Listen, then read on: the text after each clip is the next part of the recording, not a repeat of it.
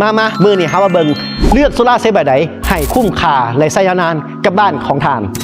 เป้าหมายคือต้องการประหยัดไฟประหยัดค่าใช้จ่ายดังนั้นคือการเลือกแผงของเราเนี่ยเราต้องเลือกแผงที่มีอยู่ในท็อปเทียร์ที่องค์การการเงินสากลยอมรับได้เป็นอย่างคือองค์การสากลยอมรับได้คือเขาจิไปเฮ็ดโซลาร์ฟาร์มระดับหมื่นล้านพันล้านเนี่ยเขาต้องเลือกโครงงานที่ใช้วัสดุที่มีคุณภาพอหลีทางองค์การการเงินสากลถึงจะยอมปล่อยกู้ให้ดังนั้นถ้าองค์การการเงินสากลเนี่ยยอมรับได้แล้วเฮาที่เป็นบริษัทหรือเป็นเอกชนเนี่ยสบายใจได้สำคัญคือต้องเลือกแผงที่มีคุณภาพแผงมีหลายแบบอยากให้คำนึงถึงการใช้งานเพราะว่าอย่างเขาใช้งานโมเมนต์ปี1หรือ2ปีอย่างหน่อยต้องผลิตไฟให้มันได้30 ปีถ้าว่าเขาใช้วัสดุที่บดีผลิตไฟก็ได้หน่อยแผงโซล่าที่มันบดีเนี่ยถ้าแดดบ่แห้งมันจะผลิตไฟบ่ได้และกำลังวัดจะต่ำดังนั้นคือคำนึงถึงเรื่องคุณภาพคือเขาจะมีอุปกรณ์เฉพาะทางอันนี้คือรางเป็นอลูมิเนียมอย่างดีบ่มีเมี่ยง30 ปีอยู่ได้แน่นอนและผลิตไฟทานได้สบายมีคุณสมบัติคือมีแสงแล้วผลิตไฟได้เลยขาดเกิดอัคคีภัยมาเงินทานบ่คุ้มค่าที่จะไปเสี่ยงแน่นอนนะขอบใจหลาย